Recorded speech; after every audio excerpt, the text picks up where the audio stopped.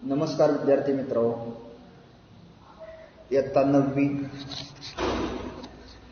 विषय भूगोल प्रकरण क्रमांक 3 बाह्य प्रक्रिया भाग 1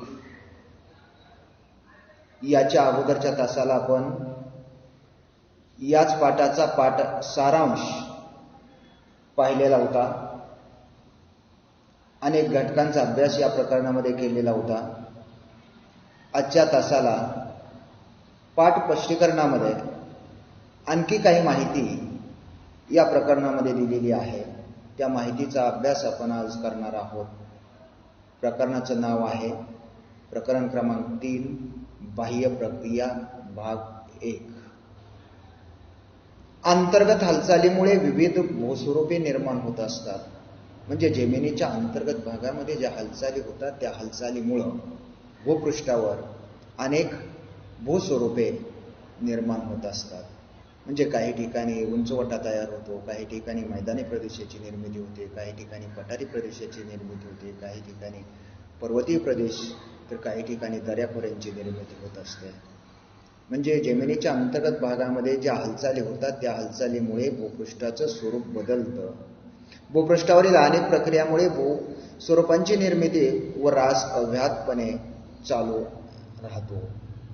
म्हणजे भूपृष्ठामध्ये ज्या हालचाली होत असतात त्या हालचालीमुळे अनेक भूस्वरूपांची निर्मिती होत असते, तर काहीचा ऱ्हास होत असतो. आता ऱ्हास आणि निर्मिती, उदाहरणार्थ एखाद्या प्रदेशामध्ये मैदानी प्रदेश असेल आणि त्या ठिकाणी भूकंप झाला, हालचाली झाल्या आणि त्या मैदानी प्रदेशाची पठारी प्रदेशामध्ये, दऱ्याखोऱ्यांच्या प्रदेशामध्ये, पर्वताच्या प्रदेशामध्ये निर्मिती झाली. म्हणजे त्या ठिकाणी नवीन घटकाची निर्मिती झाली आणि पहिला घटक ऱ्हास झाला. म्हणजे मैदान नष्ट झालं, मैदान दृष्टीहीन झालं, त्या मैदानाच्या जागेला दुसरी आकृती, प्रतिकृती तयार झाली. म्हणजे भूपृष्ठावर, भूकवचावर अशा काही हालचाली सतत घडत असतात. म्हणजे काहींची निर्मिती होते तर काहींचा ऱ्हास होत असतो. त्यामधून तयार होणाऱ्या भूस्वरूपांचा अभ्यास आपण या प्रकरणामध्ये पाहणार आहोत. म्हणजे काही नवीन निर्मिती आणि जुने नष्ट होतात. म्हणजे काही नवीन घटकांची निर्मिती, पठारांची निर्मिती, पर्वताची निर्मिती होते आणि पूर्वी त्या ठिकाणी असलेले घटक त्याच्यामध्ये बदल होत असतो. तर या ठिकाणी आपण खडक फुटणे, कमकुवत होणे ही नैसर्गिक प्रक्रिया आहे. तिला विदारण किंवा अपक्षय असे म्हणतात. परीक्षेला प्रश्न विचारला जातो की अपक्षय किंवा विदारण म्हणजे काय. खडक तुटणे, फुटणे, त्याचे लहान कणामध्ये रूपांतर होणे, याच क्रियेला आपण विदारण किंवा अपक्षय असं म्हणतो. मग खडक तुटणे, फुटणे किंवा बारीक कणामध्ये रूपांतर होणे, उदाहरणार्थ आपण ज्वारीपासून पीठ तयार करतो. मग ते पीठ कसं तयार करतो की गिरणीमध्ये ते भरडलं जातं, गिरणीमध्ये ते बारीक केलं जातं. म्हणजे ज्वारीपासून पीठ तयार झालं. तसं या भूकवचावर अनेक अंतर्गत हालचाली आणि बाह्य कारक. अंतर्गत हालचाली, भूकवचावर दाब पडून त्या ठिकाणी लावारस किंवा शिलारस बाहेर येण्याचा प्रयत्न करतो. हे सर्व थर हलतात आणि खडक फुटतात, इकडे तिकडे सरकतात. म्हणजे त्यापासून सुद्धा खडक फुटतो, तुटतो, त्याचं लहान कणामध्ये रूपांतर होतं. मग बाह्य कारक, ऊन, वारा, पाऊस, प्राणी, मानव इत्यादी सुद्धा बाह्य कारक आहेत. म्हणजे ऊन काय करतंय, त्या खडकावर परिणाम करतोय. पाऊस काय करतोय, त्या खडकावर आघात करतोय. वारा काय करतोय, वारा वेगानं वाहत असताना वाऱ्याबरोबर काही घटक, अणकुचीदार तुकडे वाहत येतात आणि त्या खडकावर आघात करतात, परिणामी ते खडक फुटतात.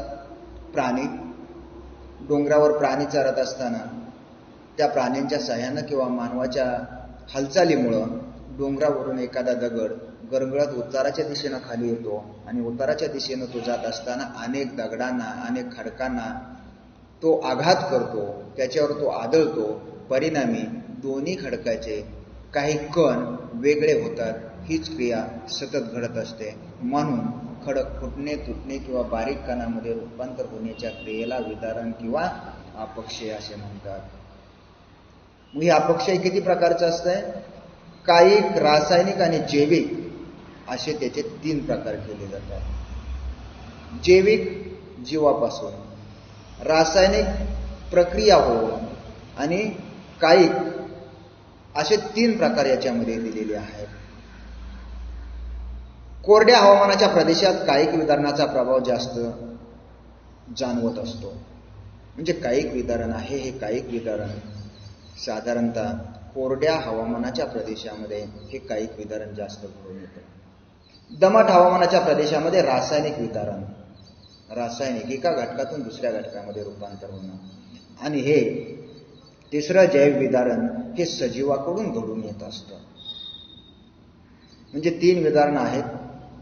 एक कायिक, रासायनिक आणि जैविक असे 3 प्रकारची विदारणं आहेत. की विदारण खडकावर परिणाम करून खडकाचा एका मूळ स्वरूपामधला त्याचा गुणधर्म आकारमान बदलून दुसऱ्या घटकामध्ये निर्मिती होते आणि मूळ खडकामध्ये बदल होत जातो. आकृती क्रमांक 1 की कांद्याचे ज्या पद्धतीनं पापुद्रे निघतात त्या पद्धतीने या खडकाचे पापुद्रे निघालेले आहेत. कारण ऊन, वारा, पाऊस यामुळं त्या खडकावर परिणाम झालेला आहे. म्हणजे उन्हामुळं हा खडक तापला, दगड तापला. दगड पूर्ण तापलेला नाही, त्याचा पृष्ठभागच तापलेला आहे, अंतर्गत भाग तापलेला नाही. म्हणजे पृष्ठभाग जास्त तापला, रात्री पुन्हा थंडी, पुन्हा आकुंचन, परत दिवसा उष्णता, परत प्रसरण, आकुंचन प्रसरण, आकुंचन प्रसरण अशी क्रिया होऊन त्या खडकाचे माथ्याकडचे भाग सुट्टे होतात आणि त्या खडकामध्ये बदल होत जातो. की कांद्याचे जसे पापुद्रे वेगळे होतात तशाच प्रकारची क्रिया निसर्गामध्ये उघड्यावर पडलेल्या खडकाच्या बाबतीमध्ये होत असते. खडकाचा उघडा पडलेला भाग अधिक तापतो, त्या पानाने आतील भाग थंड राहतो. त्यामुळे खडकाचे वरचे थर पापुद्रे सुटे होतात. हे खडकाचे अपपर्णन असते. म्हणजे अपपर्णन म्हणजे उष्ण बाह्यकारकामुळे खडकावर परिणाम होऊन खडकाचे काही भाग सुट्टे होतात आणि ते पापुद्र्याप्रमाणे, कांद्याच्या पापुद्र्याप्रमाणे आपल्याला दिसतात. उदाहरणार्थ विहिरीमधून जे खडक बाहेर काढलेले असतात ते बाहेर काढलेले खडक सुरुवातीला टणक असतात आणि नंतर ऊन, वारा, पाऊस यांचा परिणाम होऊन ते लहान कणामध्ये त्याचं रूपांतर होत आहे. आता तापमान, या खडकावर परिणाम करणारा महत्वाचा घटक आहे तापमान. मग तापमान काय करतंय? वाढत्या तापमानामुळे खडकातील खनिजे प्रसरण पावतात व तापमान कमी झाल्यावर ते आकुंचन पावतात. अशा सततच्या प्रसरण आकुंचन खडकातील कणात ताण निर्माण होत असतो. खडकातील खनिजांच्या तापमानाच्या फरकास दिलेला प्रतिसाद वेगळा असतो. काही खनिजे जास्त प्रमाणात प्रसरण पावतात तर काही खनिजे कमी प्रमाणामध्ये प्रसरण पावतात. त्यामुळे खडकातील कणामध्ये निर्माण होणारा ताणही कमी जास्त होतो. परिणामी खडकांना तडे जातात व खडक फुटतात, तुटतात. ज्या प्रदेशामध्ये दैनंदिन तापमान कक्षा खूप जास्त असते तेथे असे विदारण मोठ्या प्रमाणात घडून येते. उदाहरणार्थ वाळवंटी प्रदेश. म्हणजे तापमान खडकावर कसा परिणाम करतं या पॉइंटमध्ये आपण अभ्यासलेला आहे. म्हणजे तापमानामुळे खडक तापतो, खडकाचा वरचाच भाग अधिक तापतो, त्या मानानं खालचा भाग कमी तापतो, मध्यभाग तापत नाही. म्हणजे हीच क्रिया सतत चालू राहते. दिवसा उष्णता रात्री थंडी, दिवसा उष्णता रात्री थंडी ही क्रिया सतत चालू असल्यामुळं खडकामधील जे खनिज असतात ते खनिज आकुंचन प्रसरण या क्रियेमुळं त्या खडकातील खनिज एकमेकापासून वेगळी होतात आणि परिणामी दाब आणि ताण यांच्यामुळं ती वेगळी झाल्यानंतर बाह्यकारकच, म्हणजे तापमान सुद्धा बाह्यकारकच आहे. म्हणजे तापमान, ऊन, वारा, पाऊस हे खडक काय करतात? फोडतात आणि एका ठिकाणाहून दुसऱ्या ठिकाणी वाहून नेतात. मग तापमान वाहून नेतंय का? नाही. मग कोण वाहून नेतं? पाऊस नेतो का? पाऊस नेतो. पावसाचं पाणी आपल्याबरोबर हे लहान खडक वाहून नेतात. वारा नेतो का? वारा सुद्धा नेतो. म्हणजे तापमान अशा पद्धतीनं खडकावर परिणाम करत असतो. नंतर दहिवार. पाणी गोठल्यावर त्याचे आकारमान वाढते हे तुम्हाला माहीत आहे. ज्या प्रदेशात तापमानकक्षा काही काळ -सेल्सिअस अंशामध्ये असते त्यावेळेला खडकामध्ये साचलेलं पाणी गोठल्यानंतर त्याचा बर्फ तयार होतो आणि बर्फ तयार झाल्यानंतर त्या बर्फाचं आकारमान वाढतं. परिणामी त्या छिद्रामध्ये ते बर्फ मावू शकत नाही. परिणामी ते खडकावर दाब देतं आणि दाब दिल्यानंतर खडक फुटतो. हीच क्रिया काही दिवस काही वर्ष चालावी लागते आणि त्यावेळेला त्या खडकाच्या छिद्रामध्ये हीच क्रिया सतत चालू राहते. पाणी, पाण्याचं बर्फ, पाणी, पाण्याचं बर्फ. म्हणजे खडकावर तापमान जसा परिणाम करतो तसं पाणी आणि बर्फ हे दोन घटक त्याच्यावर परिणाम करत असतात. त्यानंतर रासायनिक घटकांची विद्राव्यता आणि स्फटिकांची वाढ. रासायनिक घटकांची विद्राव्यता आणि म्हणजे ही क्रिया शक्यतो समुद्राच्या पाण्यामुळे घडते. कारण समुद्राच्या पाण्यामध्ये क्षार असतात. म्हणजे हे क्षार काय करतात बघा. समुद्राच्या किनारी जे खडक असतात अशा खडकाला त्या पाण्यामध्ये असलेले जे क्षार असतात हे क्षार त्या खडकावर आघात करतात आणि त्या खडकाला लहान लहान छिद्र निर्माण करतात. मग छिद्र निर्माण केल्यानंतर काय होतं? समुद्राचं भरतीपासून आलेलं पाणी किंवा लाटामुळं आलेलं पाणी त्या खडकाच्या छिद्रामध्ये साठतं आणि सूर्याच्या सूर्यकिरणामुळं त्या साठलेल्या पाण्यातील त्या पाण्याची वाफ होते आणि जो भाग शिल्लक राहतो म्हणजे जे क्षार शिल्लक राहतात ते क्षार त्या छिद्रामध्ये तसेच साठून राहतात. परत भरती, परत आणखी पाणी. म्हणजे ते क्षार काय करतात? त्या खडकावर आघात करतात. त्या खडकातील मूळ खनिजाला विलग करतात आणि त्या खडकाला खोलगट असे खड्डे पडतात. बघा या आकृतीमध्ये तीच क्रिया झालेली आहे. दाबमुक्ती दुसरा घटक आहे. दाबमुक्ती. दाब म्हणजे आपण सायकलवर जात असताना त्या सायकलच्या ट्यूबमध्ये आणि ट्यूबमध्ये किती हवा आहे हे आपण मोजतो. म्हणजे अंदाजे त्या ट्यूब टायरला आपण दाबून बघतो. तसं हवेला दाब आहे. जास्त दाबाची हवा भूपृष्ठालगत आहे. खडकामध्ये ताण केवळ तापमान, स्फटिकाची वाढ किंवा पाणी गोठणे या प्रक्रियेमुळे निर्माण होते असे नाही, तर खडकाच्या वरच्या थराचा दाब खालच्या थरावर, आतील थरावर पडतो. हा दाब नाहीसा झाल्यामुळे आतील किंवा खालचा थर ताणमुक्त होतो. अशा कारणाने सुद्धा हे उदाहरण घडून येत असतं. म्हणजे दाबमुक्ती. दाब जो त्या खडकावर दाब पडलेला आहे त्यातून तो खडक मुक्त झालेला आहे. म्हणजे केवळ तापमान, स्फटिकाची वाढ, पाणी गोठणे किंवा बर्फ होणे या क्रियेमुळेच दाबमुक्ती होत नाही, तर याशिवाय त्या खडकाच्या वरील खडकाचा दाब अंतर्गत खडकावर पडतो आणि अंतर्गत खडकावर दाब पडल्यानंतर काही गुरुत्वाकर्षण बलामुळं तो दाब नाहीसा होतो आणि त्यामुळे सुद्धा दाबमुक्ती होते आणि खडक फुटतात, लहान कणामध्ये रूपांतर होतं. पाणी म्हणजे पाऊस. पाऊस काय करतोय? पावसाळ्यामध्ये त्या खडकावर आघात करतोय. ऊन आणि वारा, उन्हामुळं त्या खडकाचे पापुद्रेप्रमाणे काही थर तयार झालेले आहेत आणि पापुद्र्यामुळं थर तयार झाल्यानंतर पाऊस काय करतोय? त्या खडकावर आघात करतो आणि आघात केल्यानंतर वरचे सुट्टे झालेले भाग काय होतात? त्या खडकापासून वेगळे होतात आणि वेगळे झाल्यानंतर पाणी आपल्याबरोबर ते घटक वाहून नेतो. आपण ग्रामीण भागामध्ये राहतोय. शेतीची सुपीकता करत असताना, शेतीची मशागत करत असताना आपण ती जमीन नांगरतो. उदाहरणार्थ बरडाची किंवा खडकाळ जमीन असेल, ती जमीन नांगरतो आणि नांगरत असताना त्या ठिकाणी चिपळ्याचे लहान खडक आपल्याला त्या जमिनीमध्ये दिसतात.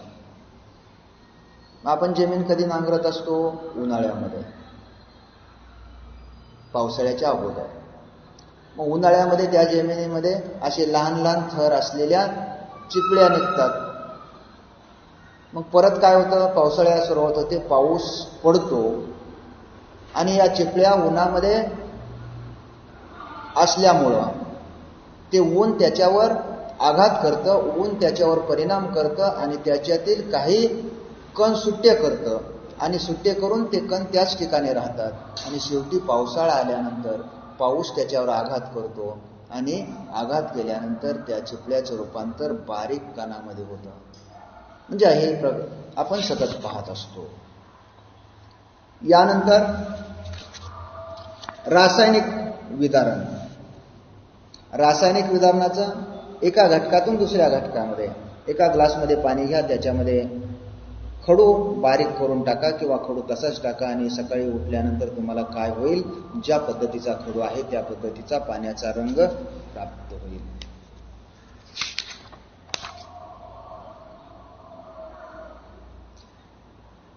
म्हणजे या प्रयोगावरून आपल्याला असं लक्षात येईल की रासायनिक विदारणात पाण्याची भूमिका महत्वाची ठरते.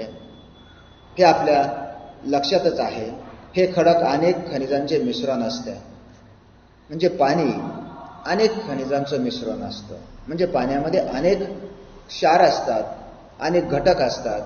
पाणी हे वैश्विक वितुराभूक समजले जाते. म्हणजे काही घटक पाण्यामध्ये विरघळतात. पाण्यामध्ये अनेक पदार्थ सहज विरघळू शकतात. पदार्थ विरघळण्यामुळे त्या द्रावणाची विद्राव्यता वाढते. उदाहरणार्थ पाण्यामध्ये साखर टाका, पाण्यामध्ये खडू टाका, पाण्यामध्ये गूळ टाका. म्हणजे त्या पाण्याची मूळची विद्राव्यता आणि जो घटक टाकलेला आहे त्या घटकामधून जी विद्राव्यता मिळालेली आहे म्हणजे त्या पाण्याची विद्राव्यता वाढलेली आहे. म्हणजे पाण्यात सहज विरघळू न शकणारे काही पदार्थ अशा द्रावणात विरघळतात की ज्या प्रदेशामध्ये पावसाचं प्रमाण जास्त असते तेथे अशा प्रकारच्या क्रिया घडून पुढील प्रमाणामध्ये विदारण घडून येते. म्हणजे ज्या प्रदेशामध्ये पावसाचं प्रमाण जास्त आहे अशा प्रदेशामध्ये हे विदारण आपल्याला घडून येतं. पावसाचे पाणी ढगातून जमिनीवर पडेपर्यंत वातावरणाच्या अनेक थरामधून ते प्रवास करत असतं. म्हणजे पावसाचं ढगापासून ते जमिनीपर्यंत येत असताना अनेक थरामधून ते पाणी प्रवास करत असतं. त्या दरम्यान त्यात हवेतील कार्बन डायऑक्साईड वायू काही प्रमाणामध्ये मिसळतो. म्हणजे हवेमध्ये कार्बन डायऑक्साईड, ऑक्सिजन, नायट्रोजन असे अनेक घटक आहेत. म्हणजे त्या ढगापासून जमिनीपर्यंत येत असताना त्या पाण्यामध्ये कार्बन डायऑक्साईड वायू मिसळतो. त्यातून सौम्य कार्बाम्ल तयार होतं आणि त्या कार्बाम्लाचा चुनखडी सारखे पदार्थ सहज मिसळतात. म्हणजे त्या कार्बाम्लामुळं चुनखडी सारखे पदार्थ त्या पाण्यामध्ये सहज मिसळतात. उदाहरणार्थ पाणी अधिक कार्बन डायऑक्साईड बरोबर कार्बोनिक आम्ल. म्हणजे पावसाच्या पाण्यामध्ये कार्बन डायऑक्साईड वायू मिसळतो आणि कार्बन डायऑक्साईड वायू मिसळल्यानंतर चुनखडीसारखे पदार्थ त्या पाण्यामध्ये सहज विरघळतात आणि विरघळून वेगळ्या याच्यामध्ये त्याचं रूपांतर होतं. त्याचं दुसरं उदाहरण आपण बघू की एक कापड घ्या. एक कापड घेतल्यानंतर ते ओलं करा आणि एक खिळा घ्या किंवा स्क्रू घ्या आणि स्क्रू त्या कापडामध्ये बांधून ठेवा आणि सकाळी उठल्यानंतर तुम्ही पहा की स्टीलच्या रंगाचा किंवा वेगळ्या रंगाचा स्क्रू असेल, परंतु सकाळी उठल्यानंतर त्या स्क्रूचा रंग बदललेला असेल आणि कापडावर सुद्धा वेगळा डाग निर्माण झालेला असेल. तो डाग कसा असेल? साधारणतः तांबड्या कलरचा असेल. कारण त्या पाण्यामुळं त्याच्यावर परिणाम झाला, ते लोखंड गंजलं आणि लागलेला गंज कापडाला लागला आणि तो साधारणतः कसा दिसतोय आपल्याला? तांबड्या रंगाचा दिसतोय. द्रावीकरण. मूळ खडकातील काही खनिजे पाण्यात विरघळून पाण्याबरोबर वाहून जातात. त्यातील क्षारापासून रासायनिक अवक्षेपण होऊन चुनखडी तयार होते. उदाहरणार्थ अहमदनगर जिल्ह्यातील वडगाव दर्या येथे चुनखडीचे पुन्हा रासायनिक अवक्षेपण झालेले आढळते. तसेच द्रावणीकरणाच्या प्रक्रियेमुळे खडकातील क्षार विरघळून खडक ठिसूळ बनतात. म्हणजे माळरानावर सुद्धा अशी क्रिया जलद गतीने घडत असते. म्हणजे काही खडक ठिसूळ असतात, टणक निर्माण झालेले असतात. म्हणजे मूळ खडकातील काही खनिज पाण्यात विरघळून पाण्याबरोबर वाहून जातात आणि त्यांच्यातील क्षारापासून रासायनिक अवक्षेपण तयार होऊन चुनखडी तयार होते. म्हणजे अहमदनगर जिल्ह्यामध्ये वडगाव दर्या येथे चुनखडीचे पुन्हा रासायनिक अवक्षेपण होऊन पुन्हा मूळ स्थितीमध्ये निर्माण झालेली आहे. त्यानंतर भस्मीकरण. ज्या खडकात लोहखनिज असते, म्हणजे तांबड्या खडकामध्ये लोहखनिज असते, त्या खडकावर ही क्रिया अत्यंत जलद गतीने घडून येत असते. लोह आणि ऑक्सिजन यांच्यात रासायनिक क्रिया घडून येते. लोखंड आणि ऑक्सिजन. लोखंडावर गंज येतो, त्यामुळे खडकावर तपकिरी रंगाचा थर तयार होतो. तुम्ही ओल्या कापडात चुका स्क्रू ठेवला होता आणि त्यावरून तुमच्या लक्षात आलेलं होतं की त्या कापडाला तांबडा रंग प्राप्त झालेला आहे. तसंच याही भस्मीकरणामध्ये हीच क्रिया घडत असते. वरील क्रियाशिवाय रासायनिक विधानाच्या इतर काही प्रक्रिया आहेत. तुमच्या नेहमीच्या पाहण्यातील उदाहरण आपण पाहू. म्हणजे पावसाळ्यात मिठाला पाणी सुटणं. आता पावसाळ्यात चालू आहे, मग पावसाळ्यात ते मीठ जर मोकळ्या वातावरणामध्ये ठेवलं तर मोकळ्या वातावरणामध्ये आत्ता म्हणजे आज पावसाळ्यामध्ये हवेमध्ये आर्द्रतेचं प्रमाण जास्त असतं आणि ती हवा त्या मिठाला लागते आणि त्या मिठावर काय होतं, ती आर्द्रता, ते असलेलं पाणी त्या मिठाभोवती जमा होतं आणि मीठ ओलं होतं. याशिवाय दुसरं उदाहरण आहे.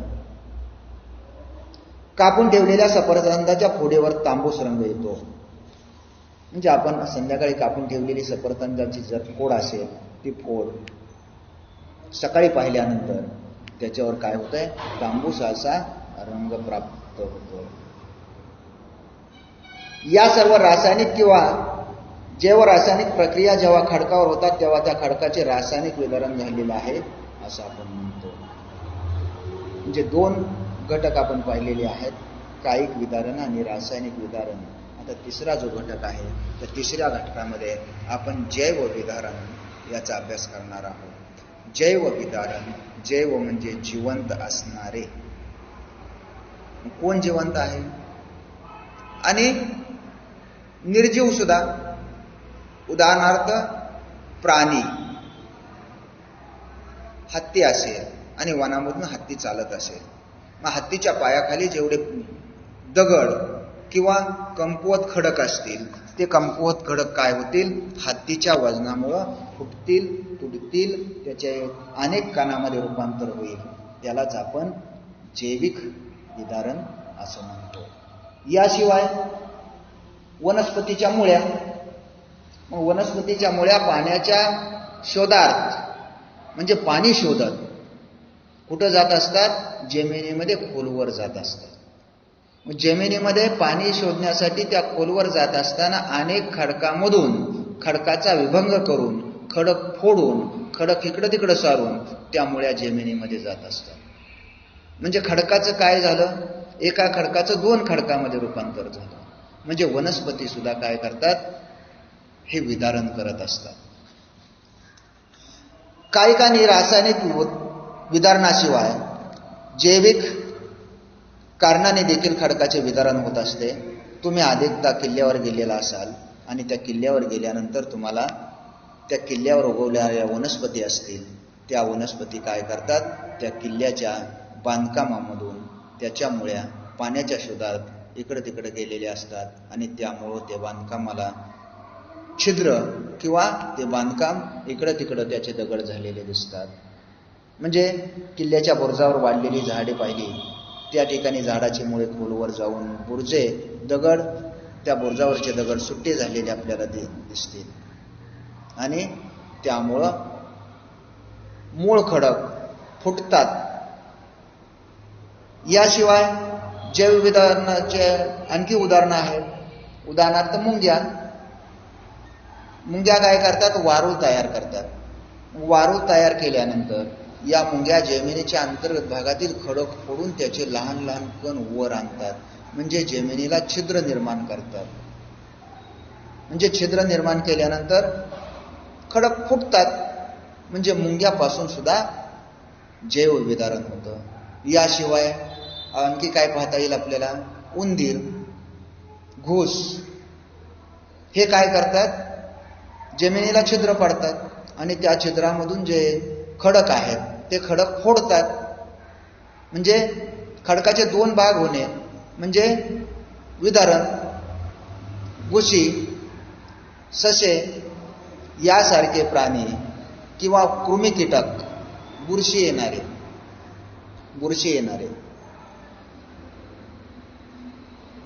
कृमी कीटक जमिनीत बिळे करून राहतात. या सर्व प्राण्यांना खनक प्राणी असे म्हणतात. खनक म्हणजे खनन, फोडणे, दोन भाग करणे, अनेक भाग करणे. त्यांच्या खननामुळे देखील खडकाचे विदारण घडून येते. याशिवाय अनेकदा खडकावर शेवाळे, हरिता, दगडफूल इत्यादी वनस्पती वाढतात. त्यामुळे देखील खडकांचे विदारण घडून येते. शेवाळ म्हणजे शेवाळा, म्हणजे शेवाळ्यामुळं ते खडक सतत ओले राहतात आणि ओले राहून काय होतात? त्याच्यातील खनिज विलग होतात, एकमेकापासून दूर होतात. विस्तृत झीज म्हणजे जास्त स्वरूपामध्ये असलेली झीज. त्यामध्ये खडकाचे सुट्टे झालेले तुकडे गुरुत्वीय बलामुळे उताराच्या दिशेने खाली सरकू लागतात आणि उताराच्या दिशेच्या पायथ्याशी स्थिरावतात. वर्षानुवर्षे हीच क्रिया होत जाते आणि उताराच्या पायथ्याशी हे विदारण तुकडे साचतात. अशा ठिकाणी शंकूच्या आकाराचा ढिगारा तयार होतो. विदारण प्रक्रियेतून सुट्टे झालेल्या कणांची हालचाल केवळ गुरुत्वीय बलामुळे होणे. या प्रक्रियेला विस्तृत झीज असे म्हणतात. विस्तृत झीज दोन प्रकारे होते, एक तीव्र स्वरूपाची आणि एक मंद स्वरूपाची. बघा, डोंगराच्या उतारावर काही सुट्टे झालेले भाग असतात. हे सुट्टे झालेले भाग काय करतात? डोंगराच्या उताराच्या दिशेने येतात आणि पायथ्याशी साठतात.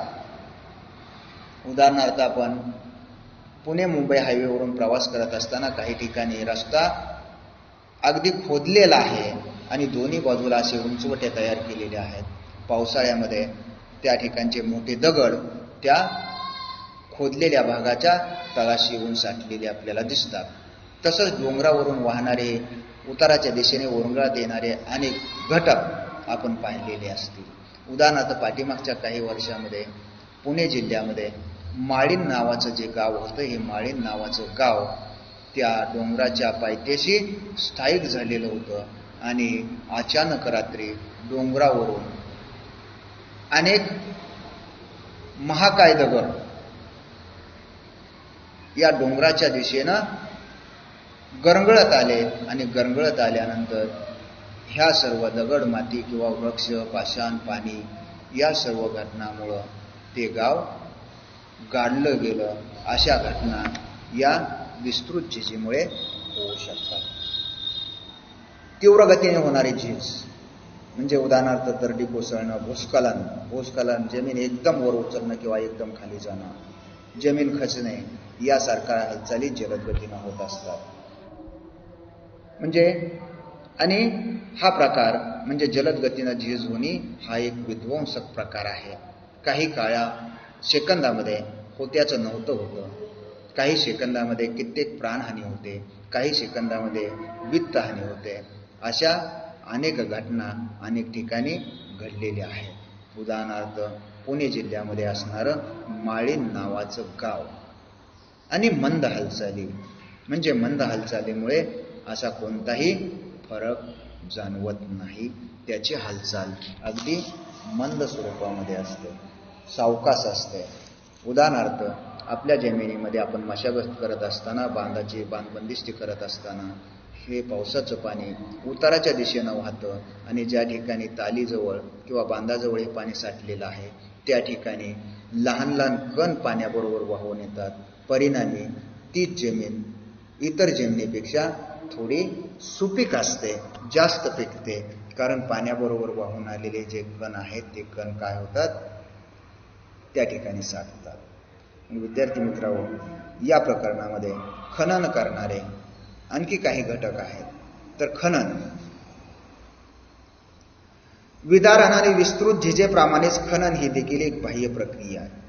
खनन म्हणजे खोदणे, खाणणे, जमिनीला खोलगट खड्डा पाडणे. खनन हे विविध कारकामार्फत घडून येत असते. म्हणजे खनन कोणते कोणते घटक करतात, तर खनन हे ऊन, वारा, पाऊस शिवाय अनेक जीव खनन कार्य करत असतात. नदी, हिमनदी, सागरी लाटा हे सर्व घटक खनन कार्य करत असतात. म्हणजे खनन कार्य कोणते कोणते घटक करतात परत पाहू. तर वारा, वाहते पाणी, हिमनदी, सागरी लाटा, भूजल, भूजल म्हणजे जमिनीच्या अंतर्गत भागात असलेलं पाणी, हे सर्व घटक खनन कार्य करतात. खननाची कारके व त्यामधून तयार होणारी भूरूपे यांचा अभ्यास आपण उद्याच्या तासाला, पुढील तासामध्ये करणार आहोत. म्हणजे या प्रकरणामध्ये आपण कायिक विदारण, रासायनिक विदारण आणि जैविक विदारण या 3 घटकांचा सखोल असा अभ्यास पाहिलेला आहे. ज्या विद्यार्थ्यांना पाठीमागच्या प्रकरणाचे स्वाध्याय सोडवलेले आहेत त्या विद्यार्थ्यांचं अभिनंदन, आणि ज्यांनी सोडवलेले नाहीत त्यांनी प्रकरण 3 पर्यंतचे स्वाध्याय, आणि पुढील आठवड्यामुळे आपली टेस्ट होणार आहे, त्या टेस्टचा अभ्यास करावा. ती टेस्ट तुम्हाला वेळापत्रकानुसार येईल आणि ती टेस्ट तुम्ही सोडवायची आहे. याच ठिकाणी आपण थांबू.